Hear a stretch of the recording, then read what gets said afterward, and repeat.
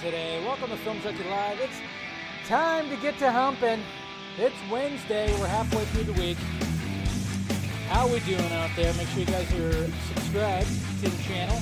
Hit that like, thumbs up. Hit a like. Do that. Comments if you're watching later. Share the stream.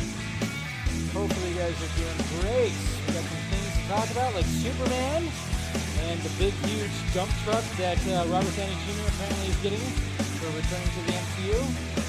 We got Trap coming out this weekend, and we got some Zack Snyder interviews happening. So, what are we doing? How are we doing out there? Whoa, what is going on with this? Am I already having technical difficulties? Now we're good. All right. What's going on, Ryan? Hate me or not? I've been excited on Superman, and I dig the classic DC comics logo. Nobody's going to hate on you. Don't worry about that. A lot of you plays. What's happening? Doing well out there? Like the logo is so much nicer than the Avengers logo for sure. What's going on, Shino? Greetings. Happy last day of July. I know it is the last day of July. Alright, so we got Eric right here. What's this? The knowledgeable interviewer has to ask RDJ one simple question: which Doctor Doom are you playing? Victor Von Doom or no? Well, the Russos said that he's playing Victor Von Doom, so that's the thing, is that's what a lot of people are actually talking about. Before they introduced him, they were talking about the actual Victor Von Doom, so it all comes down to whether or not our DJ sidesteps the question. I'm sure he's going to get those questions a lot, but, you know, got a lot of time between here and there. Andrew, what's happening, Dave? Looking forward to attending the Rebel Moon showing. You should get a Film Junkie viewing section going for Saturday. Yeah, I don't think I'm that important. I'll be there. And also, guys, if there's anybody, or if you know anybody, I have two tickets. That landed on my lap, I guess you could say. I meant to talk about it on Monday, but Monday was just pure craziness talking about Comic-Con, and then, of course, I had some technical difficulties. But if you guys know anybody who's in the area, or if you're in the area and you actually want to attend, hit me up. DM me, message me on all the various platforms, of course, and I could have a ticket for you because, yes, two people that I know that have tickets can't quite make it. So if you know anybody out there, I'm just saying. And, of course, we got Jason McKenzie. What is happening, sir? I don't have any wine. I know it's Wine Wednesday, but I didn't get any wine. So I cheers ya, but thank you for the $50 super chat. You are awesome, sir. Always helping out that pirate ship. Love ya. We got Eric Patterson right here. We got Fear Jason. Good to see you, buddy. Buddy. We got Lane right here. What's happening? Doing pretty good. Can't complain. Who else we got? Up.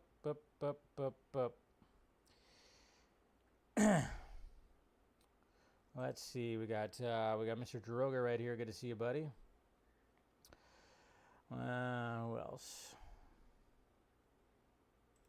So we got Dave. I could barely hear you because of the music. It was too loud, huh? Yeah, shit's still acting stupid. My bad, guys. My bad. It's all good. Still trying to, I don't know. Things are still acting a little crazy right here. What's going on, Mr. Balga? In 48 hours, we have Rebel Moon Director's Cut and Caped Crusader. We are going to be eating very good this weekend, that's for sure. But, you know, I'm not seeing Rebel Moon till Saturday, so we're not going to be really talking about it on Friday. We'll do a spoiler discussion and everything when it comes to the following Friday's vodka stream. So, what do we got? Who else we got here? We got Jose right here. Oh, Eric, my sweet summer child. Sure, he won't wear the mask. Yeah, it'll be all. Yeah, it's gonna be very interesting to see how they handle all that. I don't know. Still not a fan, but hey. Max Wolf, Night Danger. Hey, Dave, what up? I'm doing good. SDCC 2024 was weird in my thoughts on RDJ. As Dr. Doom, I thought Cillian Murphy was going to play Doc. Yeah, a lot of people were thinking that, and I was like, I mean, I know it was like a fan cast, but I was like, was there rumors that was going to be happening? I don't know. I mean, yeah, wouldn't have been, yeah, but, after he won his Oscar, he's like, I'm going to continue doing other things. That's all good. And my thoughts on the new cast has Booster Gold. Why? Why? Why? We got Capes 22. Superman having a whole year of post-production is very good. Yeah, that's going to help it. That's for damn sure. That's what's going to help it. That's what's going to help it.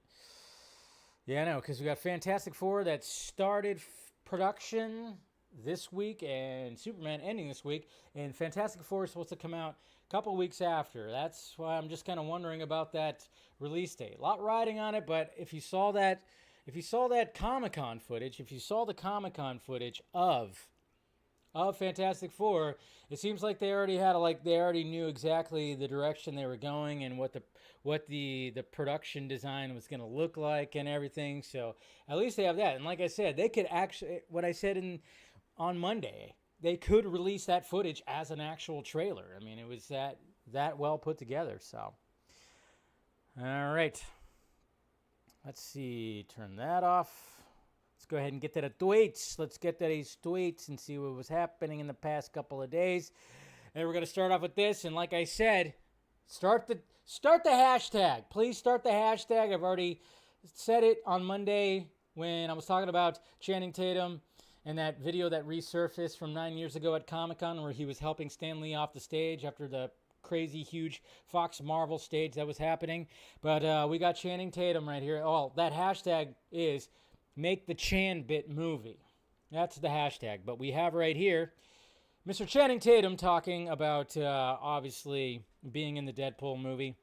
These pictures are almost 10 years apart to the day. I sat in the audience when Ryan Reynolds showed the first sneak peek of Deadpool 1 to the world, and I think I ran backstage right after and found him, and I think I just hugged him and was like, holy shit, you did it, man. It's perfect. I didn't know him really all back then, but since then, I could say there is almost no one that has had my back in the industry more than Ryan Reynolds, of course. I thought I had lost Gambit forever, but he fought for me and Gambit. I will owe him probably forever because I'm not sure how I could ever do something that would be equal to what this has meant to me. I love you, buddy. Sean Levy as well.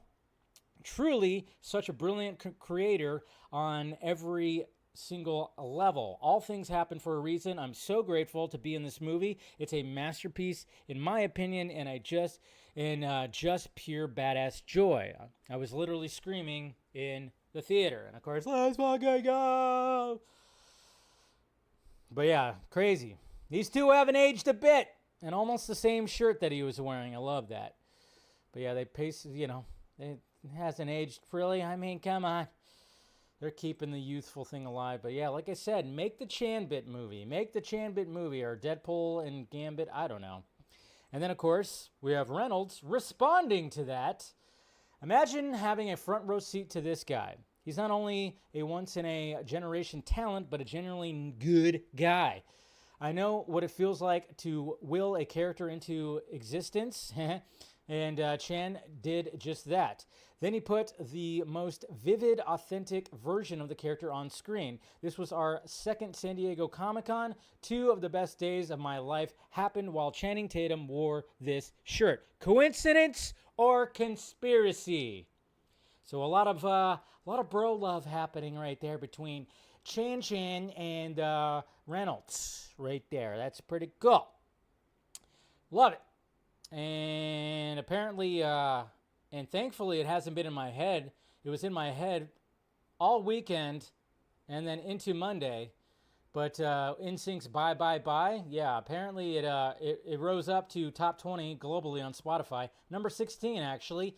3.344 million streams following, of course, Deadpool and Wolverine.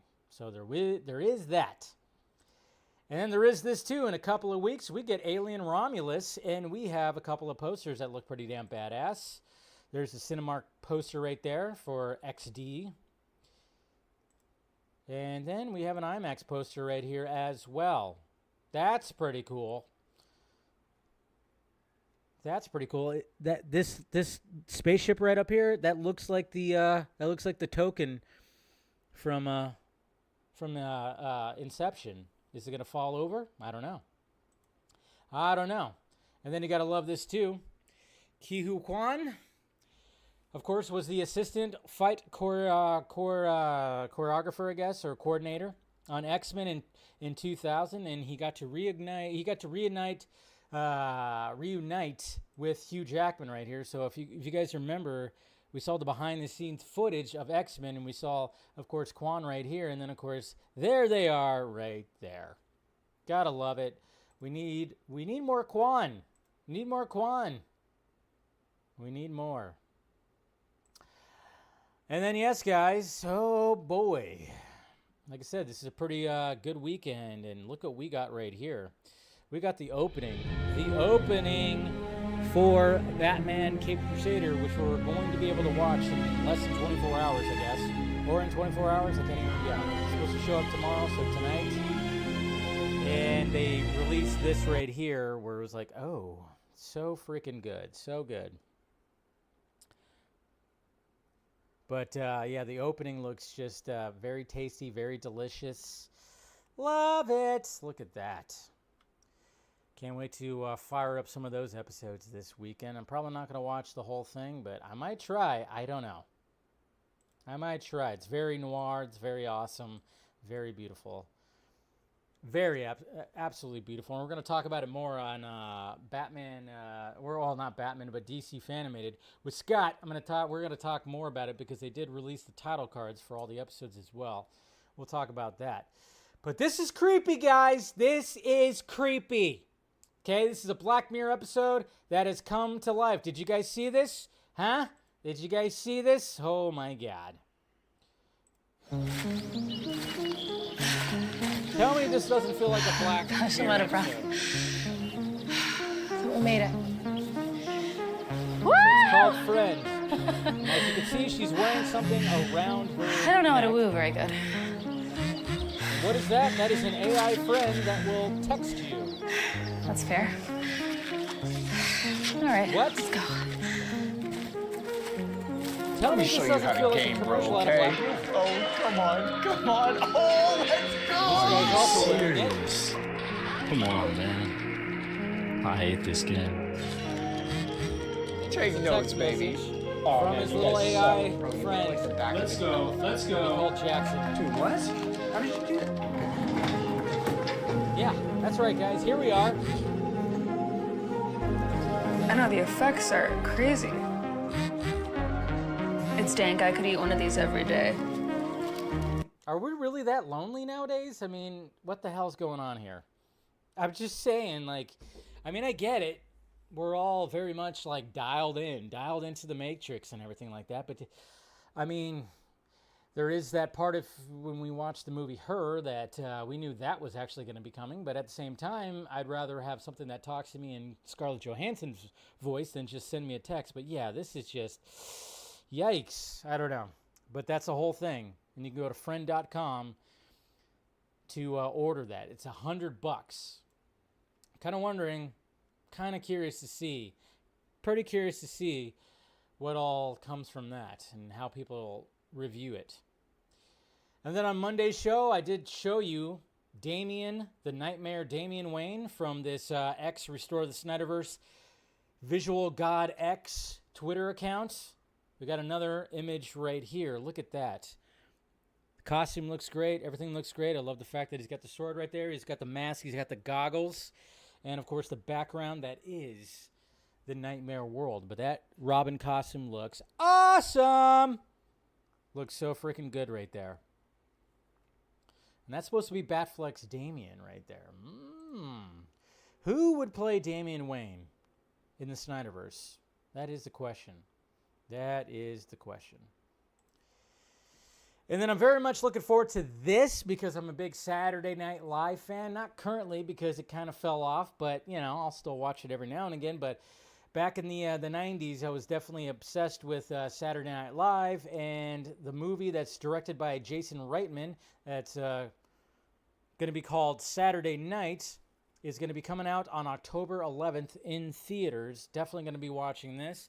The film follows the opening night of the first broadcast of Saturday Night Live, and course, has everybody right there. Some names. I didn't even know Willem Dafoe was in this movie, but yeah, Willem Dafoe is in this movie. J.K. Simmons as well. Finn Wolfhard. Gonna be a great movie, and I'm really looking forward to it. Because yeah, I was obsessed.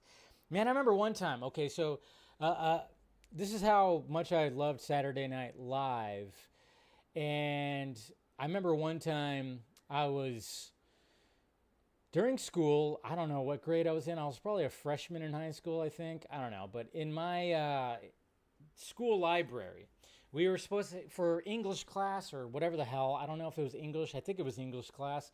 It was one of those where, okay, we're going to the library and you're all going to be researching your project or whatever the fuck assignment that was assigned to us. And I don't even remember what it was because I found this Saturday Night Live book that was from the start to current day. And I found it, I just happened to find it. Just going through the aisles, found this Saturday Night Live book. And all I did for this whole block period, and a block period is 2 hours. So the entire time, I did not do the assignment or research the assignment that I was supposed to do. No. I just sat on the library floor reading this Saturday Night Live book. Was obsessed. And then I checked it out and read it more and read it again. New subscriber, Mega Tyson. Thank you for joining. But yeah, that's how obsessed I was when it came to Saturday Night Live. So freaking awesome. Let's see what else we got. Hey, I love this book and I love this poster right here for Batman Ego. And if you haven't read this story, do yourself a favor. Read the story or, listen to Chris Balga and I talk about it on his podcast. Because we did a couple of months ago, and that was fun.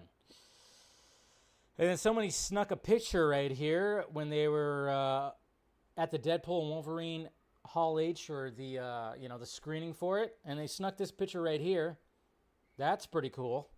Of Hugh Jackman and Ryan Reynolds. They're like, yep, let's go ahead and must be kind of cool to be watching it with the two lead actors. I'd be constantly looking over if I was that person, for sure.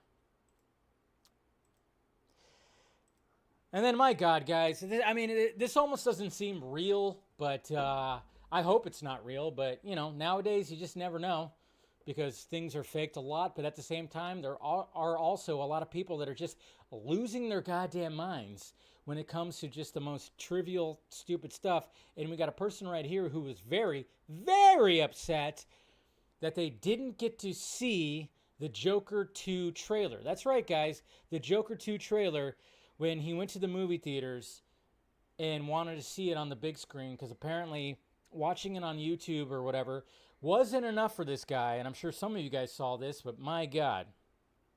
You don't get a fucking refund. I swear to God. There's 30 minutes of trailers.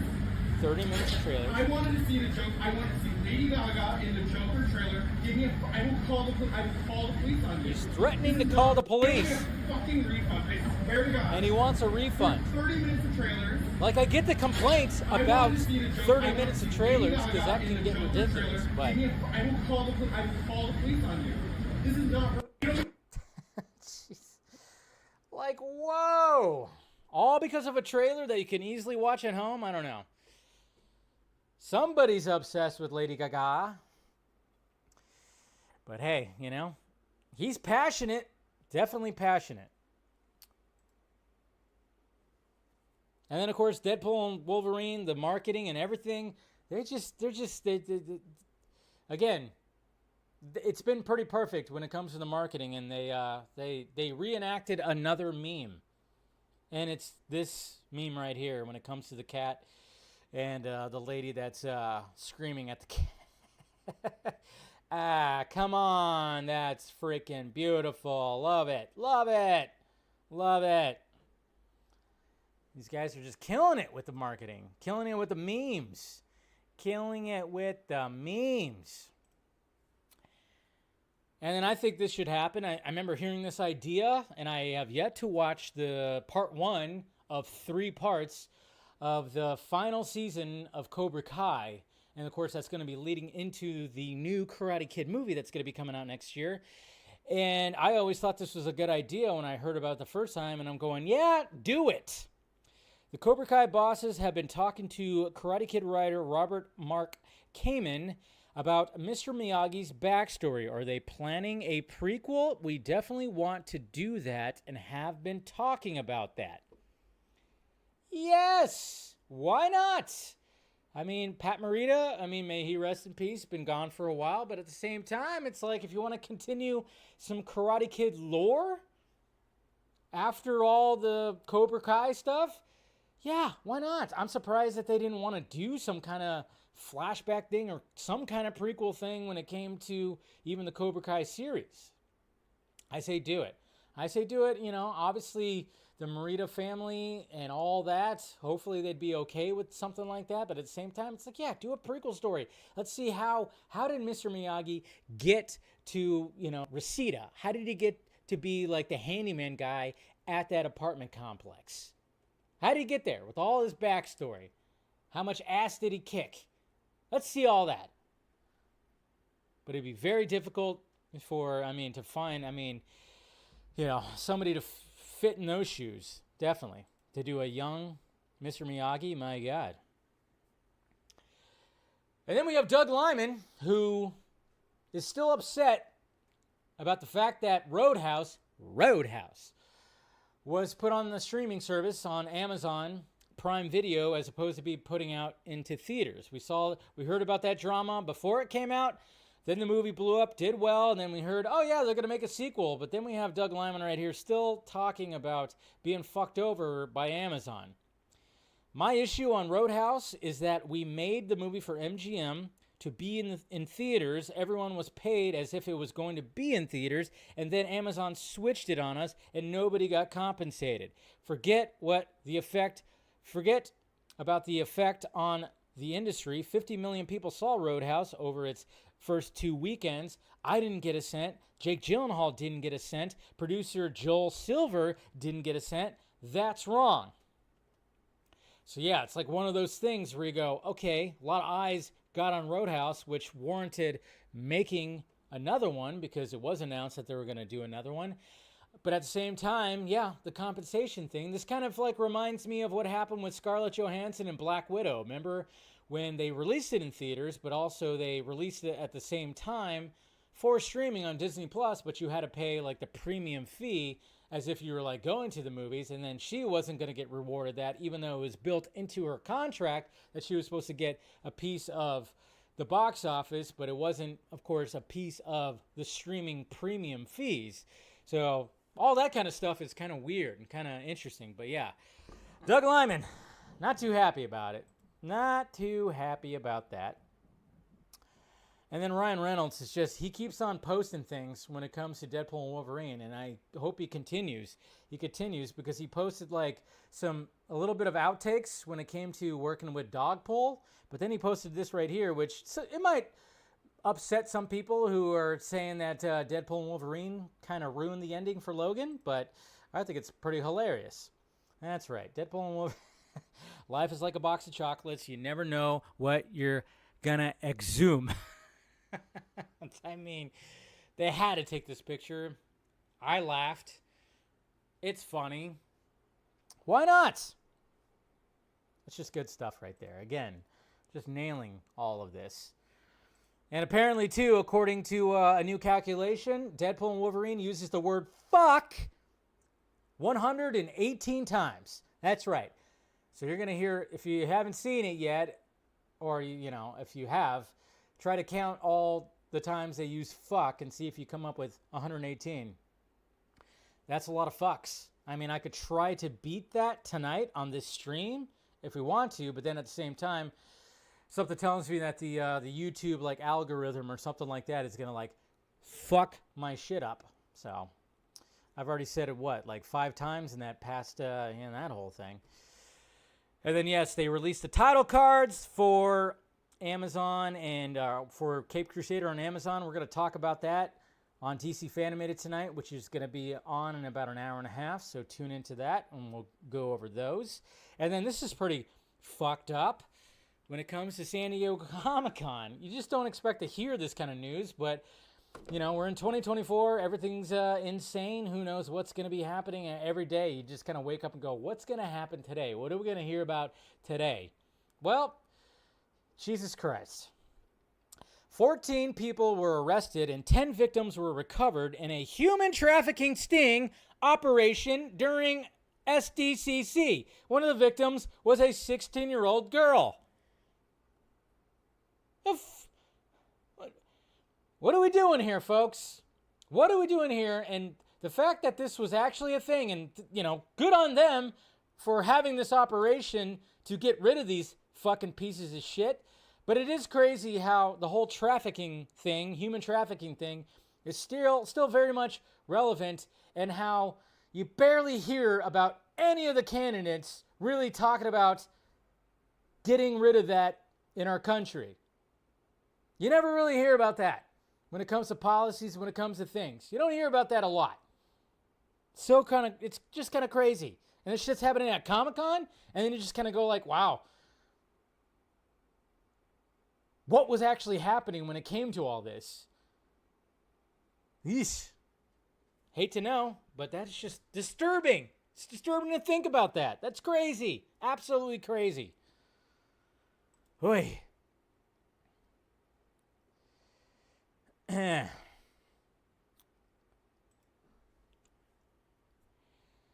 So yeah, we're going to be talking about Robert Downey Jr., of course, and the big payday he's going to be getting for Dr. Doom. But, you know, obviously there's going to be people out there that are going to make the jokes about his return to the MCU, to the point where, wow, these jokes were already out there before his return, like years before. I remember seeing memes and memes and memes, specifically when it came to Black Panther, and then, of course, his character when it came to Tropic Thunder and that whole controversy, which is not really a controversy because it's just pure comedy gold when it comes to his character in Tropic Thunder, and then doing blackface, which is not the actual term of blackface in the sense of, you know, the way that it was supposed to be. This was supposed to be, of course, pure satire and pure whatever. But we have a poster when it comes to Avengers, Age of Downey. So that's him returning, of course. That's all the characters right there. Even Hulk. Showing those nipples right there. Yes. I mean, I wouldn't be surprised if somebody at Marvel Studios, even Kevin Feige, looked at this and went, can you imagine? Can you imagine? Or even Ryan Reynolds going, can you imagine? Can you imagine? Yeah, it's just funny. You got to love that kind of stuff. It's, you know, he's all over the place right there. I love it how he's even got like, they put like little like devil horn thingies for like a Scarlet Witch version. It's pretty good. Pretty good. Chris Evans posting this image right here, and obviously talking about how it was awesome to join the movie and have fun bringing back his Human Torch. And it was a great scene. I even like his costume. I like the fact that he's got like, you know, he's got those kind of work boots going on. He's got the work pants and everything. And then, of course, wearing the Fantastic Four shirt. But, yeah, good stuff right there. So Chris Evans, of course, thanking those three guys, Ryan Reynolds, Sean Levy, and, of course, Hugh Jackman for inviting him back. And, again, you know, everybody's using cameo in the wrong sense, because he was definitely not a cameo. He actually moved along the story, and he had, he was pretty significant when it came to the Void part of the story, because, well, he kind of added a lot of exposition, which, of course, gets pointed out by Deadpool. And it was like a nice little surprise when he showed up, because obviously when you see him showing up, your first thought is, okay, Captain America. But then of course, that little surprise when he says flame on. Just good stuff right there. And like I said, Ryan Reynolds keeps on posting things when it comes to Deadpool. And he posted this right here. I know why Thor was crying. I can't unknow it. So he posted this behind the scenes image right here. Now, obviously you could tell by the little sleeve right here. You could see the little sleeve that, yes, Chris Hemsworth wasn't actually on set when they shot that little footage that you see on one of the TVA screens. of Thor crying about like basically a dead looking Wolverine or whatever. It was actually footage, of course, from the second Thor, The Dark World, and yeah, kind of curious to know why Thor was crying. Maybe we'll find out later. Who knows? But you just gotta love stuff like that. But I don't love stuff like this. All right, Jonathan Majors. Stop talking. Just stop talking. Just dude needs to stop talking. But naturally, obviously, with everything that's happened in Marvel Studios and the fact that it went from Kang Dynasty to now Doomsday, they flipped the villain. They wanted to ask Jonathan Majors about how he felt about Robert Downey Jr. coming in and just basically taking the role of the next big baddie of the Avengers. And yeah, he wasn't, he thought it hurt him a little bit. Naturally it would, but then he also said that he would hope that Marvel Studios and the fans would want to bring him back as Kang, and he's totally up for it. But sadly, Jonathan, that's just not happening now. But then he had this to say, and I'm just kind of going, okay, yeah, dude, no. This is, no. Jonathan Majors on Robert Downey Jr. and Ezra Miller getting second chances despite their criminal history. I think it's fair that Mr. Downey has been greeted with patience and curiosity and love, and Mr. Miller has gotten the same treatment. I didn't really get that. It's because it's not the same. Well, first off, Ezra couldn't even go to the press for The Flash. They kept him away. They kept him away from The Flash. And the last time I checked, don't think there's too many roles headed over to Ezra right now. Nobody wants to work with Ezra. Robert Downey Jr., he got kicked off Ally McBeal when he was on that show. And then he served time. He went to rehab. And then it took him like over a decade to get back on the good graces of people. So it took time. Jonathan Majors, your situation is still very fresh. Last year, at the beginning of 2023, you were on top of the world because you were the new Avengers baddie, and then you were in Creed 3. You were on top of the world, and then all of a sudden the shit came out, and it went down from there. Give it a little bit of time. It's still very fresh. It's a bad comparison. Not the same, because both of the actors that you compared yourself with, yeah, one of them is ousted and nobody wants to work with, and the other one, it took some time for him to get back into the good graces of people. Oy. But I don't think that's going to happen, especially if you're talking like that. My God. I know you're... And then, of course, Zack Snyder's making the rounds, doing some interviews when it comes to press, when it comes to Rebel Moon, but the director's cuts, part 1 and part 2. And Mr. Sean O'Connell right here, of course, from Cinema Blend, asked him about what he felt when it came to the Russo brothers coming back to Marvel Studios, because we all know that Zack is very fond of the Russo brothers. They are fond of him. They did that whole interview thing over pizza, which was absolutely fantastic. If you haven't watched that, do yourself a favor. It's a great conversation between directors and the different kinds of directors. But here's what he had to say about them returning to Marvel Studios. I know you're really great friends with Joe and Anthony Russo. You know, I've talked to them a lot over the years. Obviously, They broke huge news this past weekend. Yes, of course, that's but whatever. I just wanted to get your thoughts on them returning back to that huge sandbox. I think that's great for them. They're amazing, and I think they've done great work with those guys, and I'm sure they'll do something amazing. They're really talented guys, and I think I think they'll do something cool. I think it's time to shake it up a little bit. Time to shake it up a little bit, huh? So is Zack noticing that the multiverse stuff wasn't really working as well when it came to Marvel Studios? Maybe. And then, of course, naturally, I saw some people go like, yeah, I think maybe Zack should go over to Marvel Studios now, you know, after Deadpool and Wolverine and the Russo's back and everything. No. He doesn't need to go over there. No, I'd rather have original Zack Snyder content, continue on with Rebel Moon things, Armies things, and then, of course, we're going to be talking about other things that he wants to do as well. But, yeah, we don't, it's still not, let's not put him into the Disney machine. Let's not do that. Let's not do that.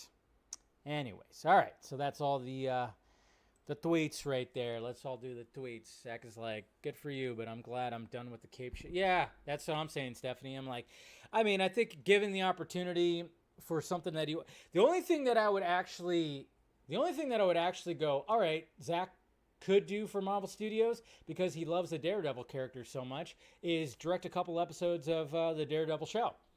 Just do something like that, like where he doesn't have to be full-on pot committed when it comes to going to Marvel Studios. But if they had allowed him to direct a couple of episodes of like season 2, because season 2 is definitely already going to be happening when it comes to the Daredevil series, have him direct a couple of episodes.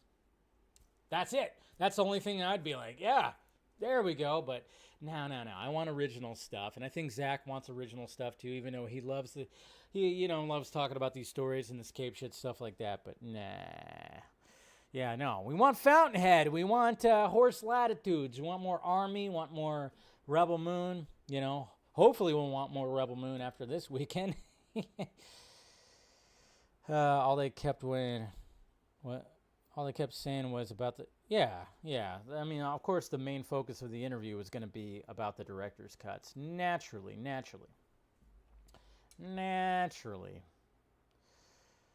All right. Admired working. Ask because Whoop. All right.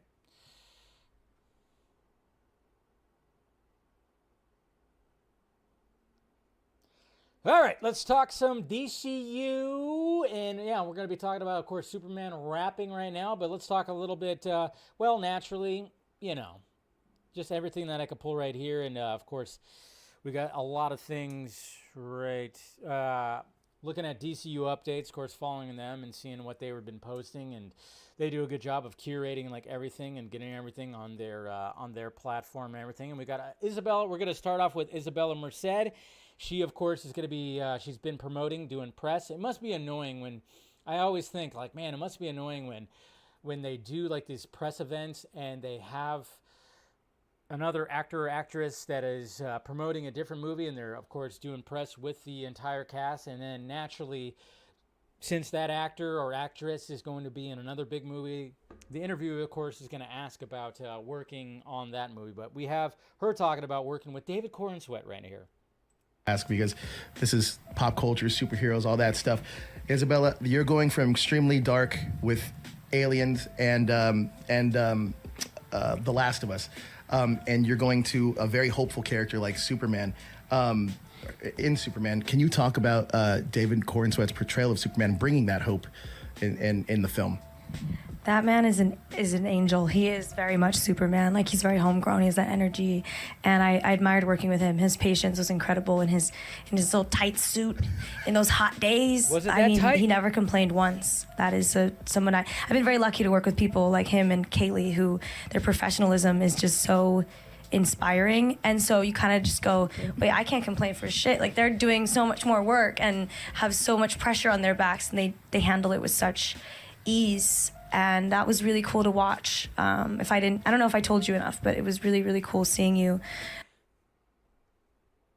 Good job on Isabella. See what she did there? You see what she did there? She brought it back. She was like, oh yeah, I'll answer the question about Superman and I'll compliment David Corenswet, but I'm going to bring it back to the actress I worked with on this movie that we're supposed to be talking about, and then put it back on Kaylee right there when I shot, That's a pro. So good on Isabella for doing that right there. That's a pro. That's a pro right there. Gotta love that. So that's good.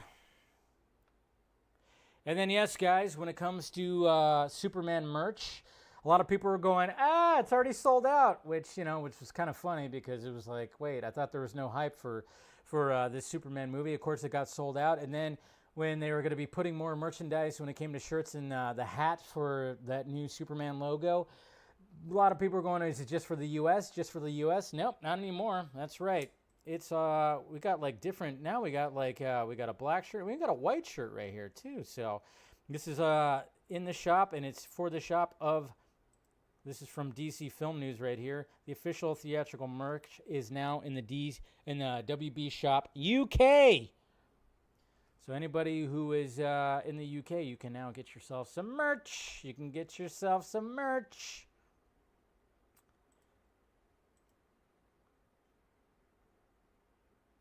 All right. And then, of course, yes, guys, was this yesterday or this was yesterday? Yeah.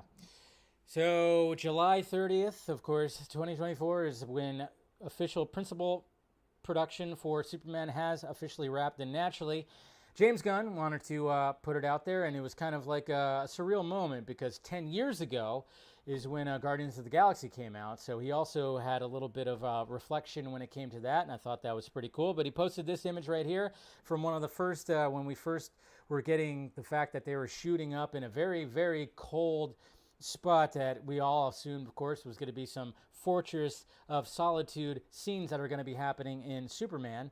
So we have this shot right here. Of course, there's Mr. Peter Pants right there in the middle. And we got, what's her name? Gabriella in the middle, Mr. Engineer. And I always forget what her name is. But, of course, we got Corenswet right there, Gunn, some more crew members. And then, of course, we got Mr. Nicholas Hoult right there. So guess that kind of shows you, kind of tells us that, yeah, I guess Lex Luthor is going to make it to the Fortress of Solitude in the movie. So, yeah, that's definitely going to be happening. And, of course, he said, God bless our cast and crew whose commitment, creativity, and hard work have brought this project to life. I set out to make a movie about a good man in a world that isn't always so much. And the goodness and the kindness and love I've encountered on a daily, might as well just show it, on a daily basis, and the set has inspired me and trust me forward when I felt too spent to move on my own. Thank you all from the bottom of my heart. It has been an honor. The destination has been Superman, but the journey has been the toil and the laughter and the emotions and the ideas and magic we've shared together on set. And for that, I am forever grateful. And then, of course, photo from the first week of shooting, of course, in Svalbard, Norway. So there you go. It is wrapped. It is wrapped. And he's grateful, but of course, there's still plenty of plenty of post-production. There might be some, of course, pickup shots or reshoots that might happen. I'm kind of curious if we start hearing about some reshoots.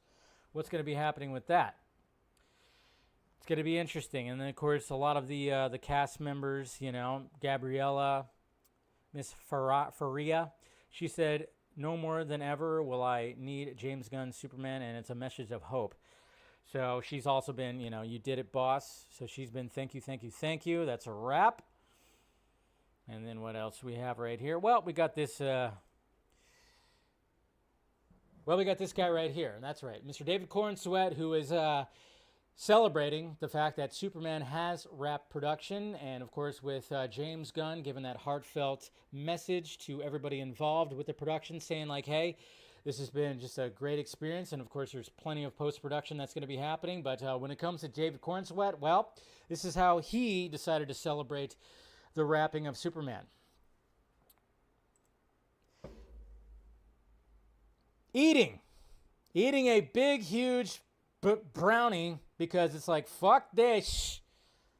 I'm done. I'm done with eating clean and being on this Superman diet. Give me all the sugar. Give me all the brownies. Give me all the donuts, cake, pizza, ice cream. It's like, finally I could eat. I mean, you could still eat a brownie or something like that when you're still on there. It's not like one is going to actually mess it up. But I get it. I mean, you hear that all the time. Anytime that an actor who has to get in like some big time shape, it's like the first thing they do when everything's wrapped, they're like, give me all the junk food. Give me all. We also saw Miss Faria also do the same thing. She posed in a picture where she was having her ultimate cheat meal. I can only imagine it just being like, yeah. But, you know, at the same time, it's like, it's kind of funny because it's like, geez, what exactly, were you just eating nothing but, pieces of drywall and the ass end of horses? What were you, I mean, it's pretty much probably just pure protein and veggies the whole time. Probably sucks, but at the same time, it's like, you know, you could have a brownie or a cookie every now and again, right? Maybe? I don't know. But he's happy. He's happy. This is pretty cool right here. Executive producer, Mr. Winter right here, posted this image. A toast to our amazing cast and crew for wrapping Superman today. Excited? That is a very cool glass right there. I like that glass. I would take that glass. It's a good drinking glass. And then you see it in the thumbnail, but apparently this was floating around. Somebody posted this, or it's like a collectible card that already has David Corenswet on it, signed by him. And yeah, Earth's Mightiest Heroes. I thought that was the Avengers. Uh-oh. But it's also got the new DC Studios logo. I'm kind of wondering, all right, I'm assuming these are going to be, displayed somewhere, I don't know, in comic book shops or at Comic-Con next year. But yeah, we got like a trading card of David Corenswet's Superman. And I will say, hey, the suit looks good right there. Like I said, that emblem looks pretty good, and I love the fact that they got the new DC Studios logo right there, so that's pretty good. But, yeah. Don't worry, guys. Earth's Mightiest Heroes, that's also been said in the Justice League books. Let's not freak out. I know we freak out about every little thing, but let's not freak out about that. It's probably, I don't know. I don't even know exactly where that came from, but hey, don't start freaking out.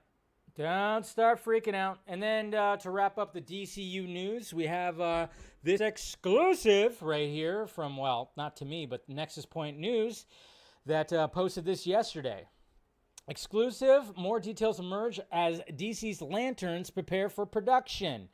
Yeah, as Superman wraps and Season 2 of Peacemaker continues shooting, another DC Studios project is preparing to begin production at the top of the year. Lanterns, as previously reported by us, the HBO original series, was looking to begin filming sometime in the first quarter of 2025. More specific production details have emerged, giving us a better sense of when the cameras will start rolling on the superhero detective series. Nexus Point News have exclusively learned from their sources that production is slated to begin in January of 2025 and continue through June of that year. Although we had previously heard rumblings that the series was looking to shoot in the United Kingdom, we have heard that it will be shooting in Atlanta now. That's right. So there's your news when it comes to what's happening with the Lantern series, beginning production supposedly in January in Atlanta. All right, there you go. I guess we'll be hearing some casting soon. From what the rumor out there is, they already got their Hal Jordan at least. They already got their Hal Jordan cast, and everybody's going, who is that going to be? Who's that going to be? Josh Hartnett? I don't know. I just threw his name out there because obviously he's got a movie coming out this week. So, yeah, there you go. There we go. There's all your DCU news, and yes, kind of curious to see if, and then of course naturally what's going to happen is when we start hearing about reshoots or something like that for Superman, people start freaking out because as if like no movie has reshoots or pickup shots. Justice League has always been called Earth's Mightiest Heroes. Yeah, see, Cortez has talked about that. I think like when it came to the Avengers, they really adopted that name right there. So it's just, it's just a joke, obviously. But yeah, they've been called that as well. So, all right. Let's go on then. Let's go head over to the Marvel Cinematic Universe now. Robert Doom Jr. Did I do that correctly? Is that what we're going to call him now? I don't know. And I'm not even going to try to bust out any kind of Robert Downey Jr. impression. I almost did it right now, but holy shit. What? This is where I get kind of just going, all right. It's getting pretty ridiculous because I think one of the things that I was thinking about and a lot of people are thinking about is Robert Downey Jr. coming back. It's like, how big was that dump truck that they backed into his driveway to get him to come back? Because it's always about, how much money the studio is willing to give these actors to get them to come back. And when it comes to something like this seems like, oh, wow, he's going to be probably paid pretty well. And it's looking like it's not just one dump truck. It's probably several dump trucks. Variety article.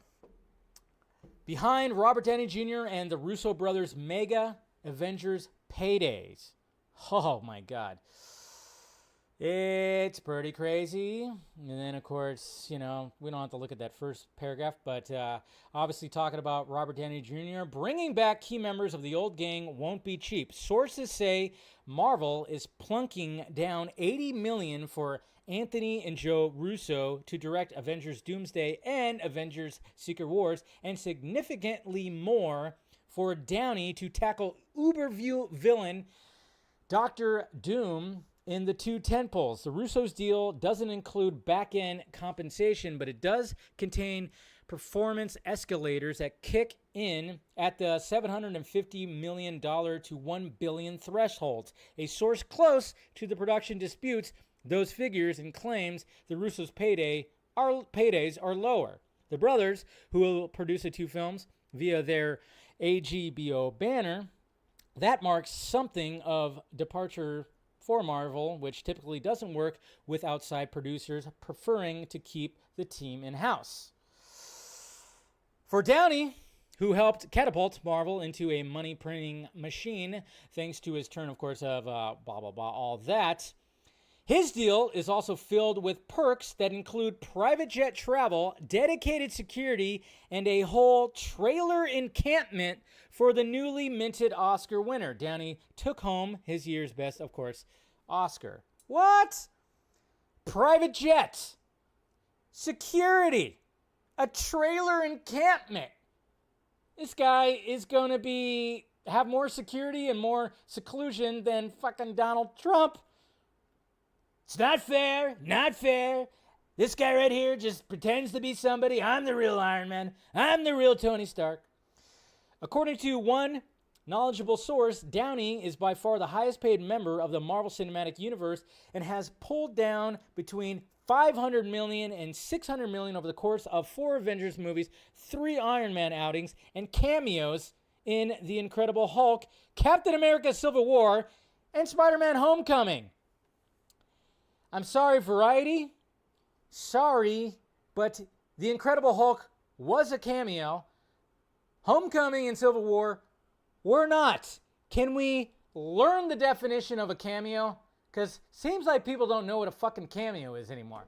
If you're a supporting role and you are within the movie for more than if you're more than 2 minutes to 3 minutes on screen, it's not a cameo. Fucking Variety, what are you doing here? Cameo in Captain America? So he's on all the posters.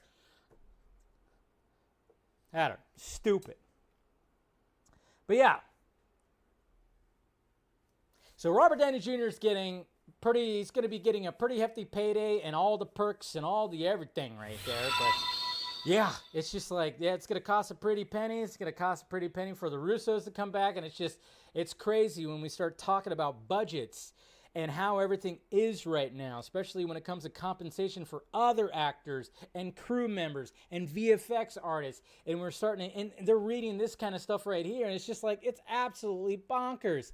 It is bonkers how much. And I'm just going, man, what is, after all this, how much is Robert Downey Jr. going to have? He's going to make $1 billion just from this whole entire franchise, which I totally understand. Again, I get that he helped start it off, but at the same time, it just becomes like, how much money do you need? Jesus Christ. It's crazy. It's crazy, but pretty hefty.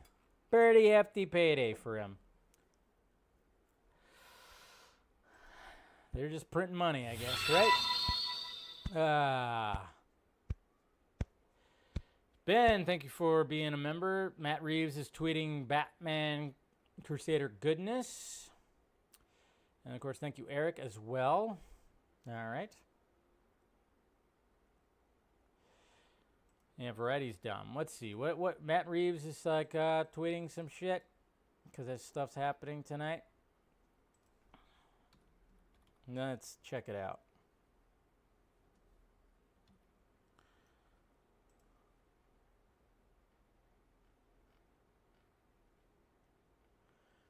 He's just tweeting out the title cards. Those were already tweeted out by the official Batman Twitter handle.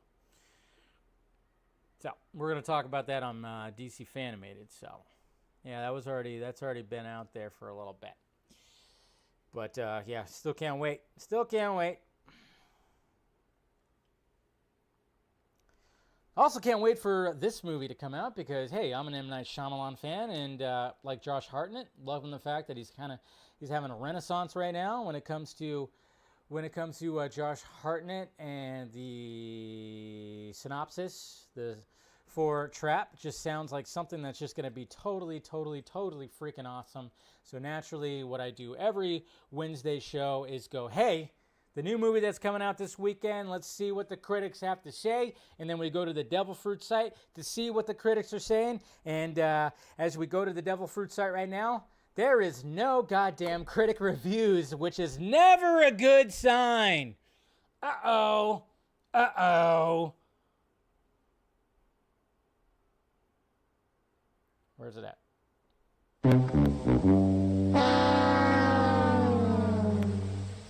It's not a good sign. I'm still have high hopes, still seeing it tomorrow, but yeah, no critic reviews. No critic reviews.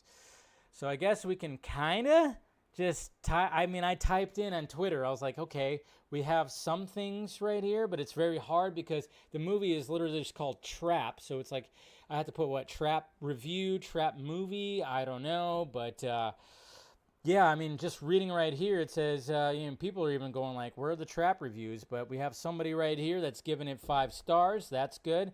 So happy to see Trap getting many positive reviews. I don't know where those are going to be at. Let's see, someone right here posted this.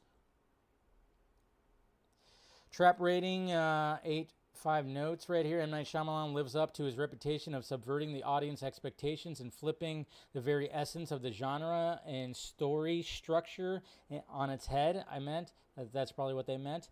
I left the cinema marveling at the depth of Shyamalan's craft. I thought I was watching Checkers, but little did I know I was playing. What was playing before me was an intricate game of chess. More than a director, Shyamalan demonstrates his skills as a magician performing a masterclass of misdirection. I love that. Critics might say it's a dull thriller movie with an unconvincing lead actor, not helped by a plot that is propelled by the convenience rather than any kind of agentic force built around a generic oversimplification of a serial killer archetype.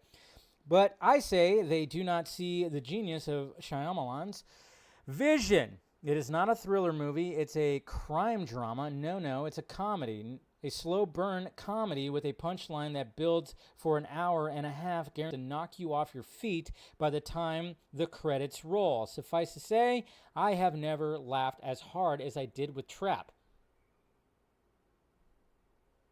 Okay. Oh no, is this thing messing up again? There we go. We're good. Comedy? What? All right. I mean, yeah, there's going to be a level of comedy, so just very interesting. Not bad, not perfect. Trap is a mystery thriller film by M. Night Shyamalan. A man with a twist makes us watch his good suspenseful story and a thrilling experience that makes you feel intense from the unique premise. So, I mean, it's getting good reviews right here at least. So there you go. That's all I could find. But it's just it's always like a little bit of a red flag when, you don't have actual embargo and critic reviews. I mean, I'm sure they're probably going to be lifted for tomorrow. But when they wait so long, you kind of get worried.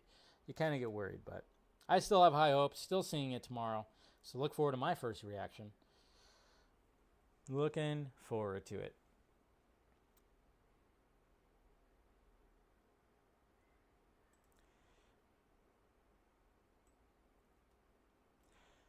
All right, let's talk about some Zack Snyder now. And Zack, of course, is, this whole week right now, what's been happening when it comes to his movies being played at the Egyptian all this week. When it comes to his past filmography, which hopefully everybody's enjoying those. I think tomorrow is actually Justice is Gray, which is pretty cool. But naturally, they're going to be screening both director's cuts of Rebel Moon. I will be there. Looking forward to it. And but one of the questions that was asked when it came to some interviews that Zack's been having is, what's his next movie going to be? Is it going to be is it just going to be more Rebel Moon? Is it going to be Army of the Dead? obviously he's known for his visuals and VFX and action and all his shots, but maybe there could be something more. He's going to do something smaller. He's been talking about it for a while, and again, he talked about it with Cinema Blend, so here is what he had to say about it. But Zach, you keep pulling yourself back into that world, it feels. Well, it feels like you firmly have a foot planted in each of the worlds. It feels like you want to keep going with... like you have Rebel Moon storytelling that you want to continue. You've talked about the 6-part podcast that you want to keep doing. I've heard you say that you want to go back to the Army of the Dead and sort of capitalize on those stories. Which one is taking your attention at the time? Which one are you juggling? Well, right both? now, I mean, I'm developing, weirdly, we're trying to do like a small movie right now. I'm not going to say what it is, but like, I just was like, can I just do a movie without any visual effects in it for like 5 minutes? And then we get back to the insanity, but I just kind of, so that's what we're trying to do right now. I just want to do, I'm supposed to be writing this little movie and that's kind of what I want to do. From an original idea, at least? No, there's a few things, a couple of original ideas, a couple of IPs, there's a few things that we have that are very real, that we're just trying to lock in now. Nice. So what is that? Horse Latitudes? Not Fountainhead. Well, maybe Fountainhead. He's been wanting to do Fountainhead. So what could it be? Well, there was something interesting that did come up yesterday that was some people were actually talking about when it comes to Zack, and it was this post right here from Turkey Alalashik. I'm terrible at names. I apologize for pronouncing that wrong, but with my friend Dana White and the legendary director Zack Snyder and his wife, the producer Deborah Snyder, and my dear friend Nick Khan. Surprises on the way. So, is there a UFC movie that Zack Snyder might actually make too, huh? Could be that. That could be something. Can you imagine a UFC movie? A UFC movie with Zack Snyder's visual sense. I mean, we're going to see like punches to the face, blood and sweat, just slow motion. Get something like that. His style, doing a UFC type of cage match kind of thing. I don't know. It's interesting. I like it. I would like that for sure, but it's just everything's so up in the air when it comes to, I mean, he just seems like anytime that Zack talks about things, he has like a million ideas that he wants to do while also continuing franchises that he's already started, which is, of course, we got the Army franchise and the Rebel Moon franchise.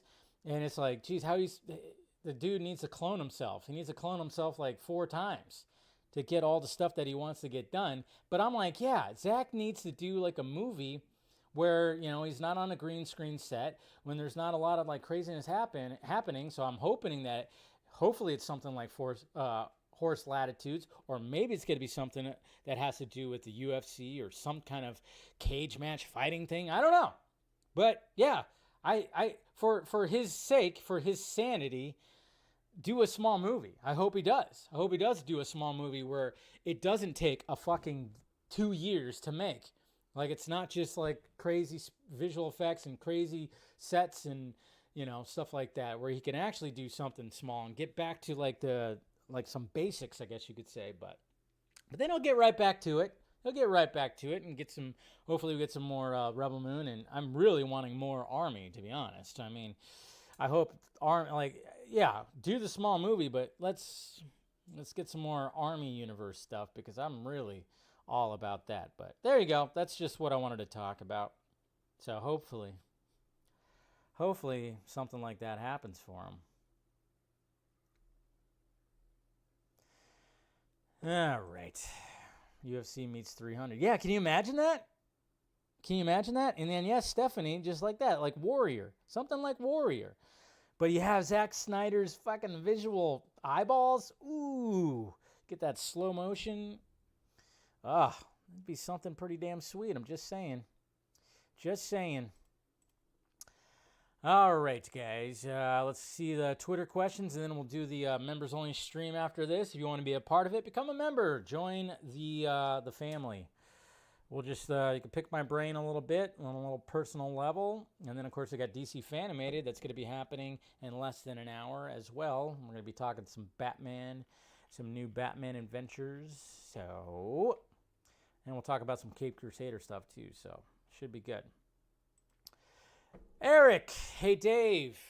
As I said on the Patreon stream, I suspect Quentin will save the movie critic and other movie ideas that don't require the big screen for Netflix specials. With that in mind, what big screen genre would you most like him to tackle for his cinematic swan song? Well, I wanted the movie critic to be his cinematic swan song because I figured that was just going to be like a love letter to his entire career.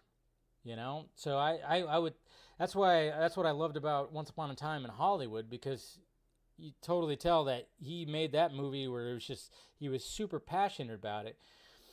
And I know, like, as much as I would love to see like some kind of Quentin Tarantino sci-fi horror flick or something like that, I don't know. I actually thought the movie critic was actually a perfect way for him to just, like, that would be a perfect last movie, and that would be his swan song. But if I had to choose something, I'd be like, hey, why not some sci-fi horror or something like that? Ryan, this is how I felt after the Marvel Hall H panel Saturday, but I love some RDJ, so I guess we'll have to wait and see. Yeah, that's a pretty good representation right there. James, who would you cast as DCU Batman? I'm kind of been leaning on that Brandon Sklonar guy, but I don't know. I'm kind of been leaning on him a little bit. I've always been, and also Lee Pace has been on my list as well.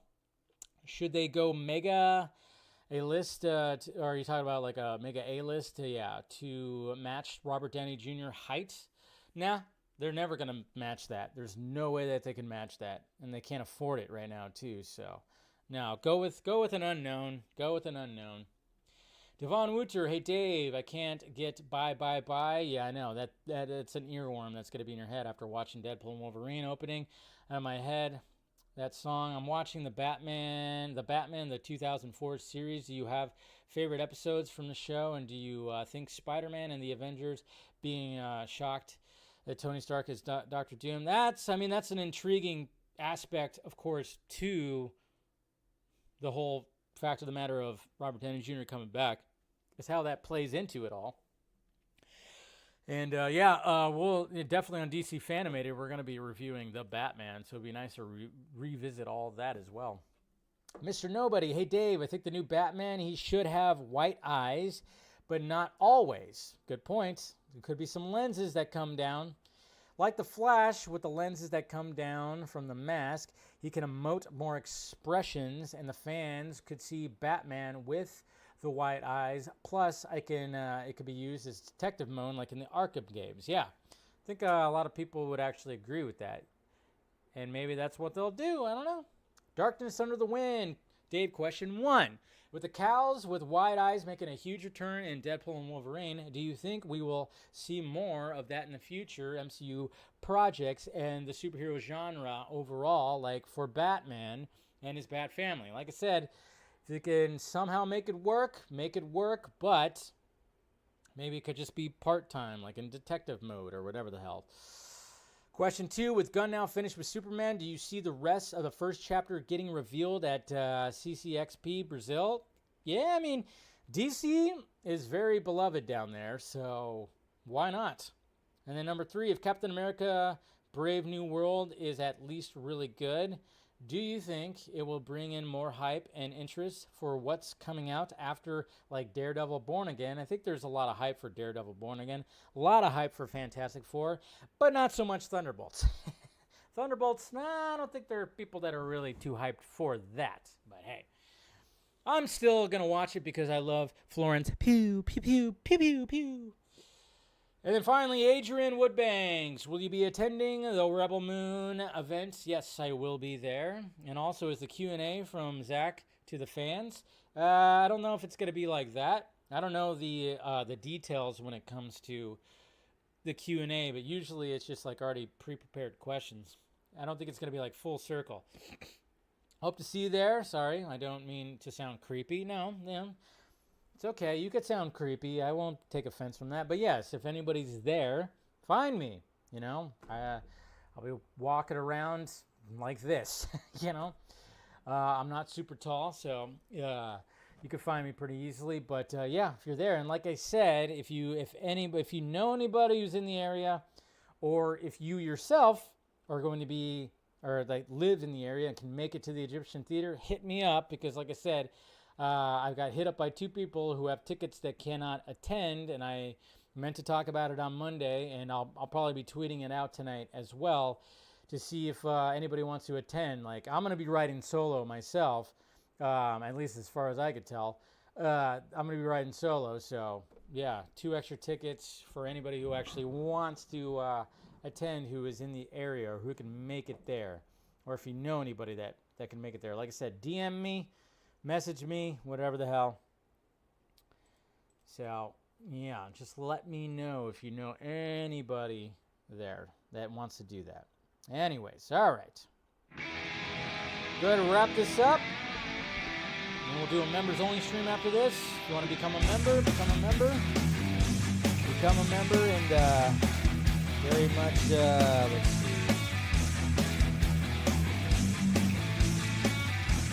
Anyway, all right, that should be good.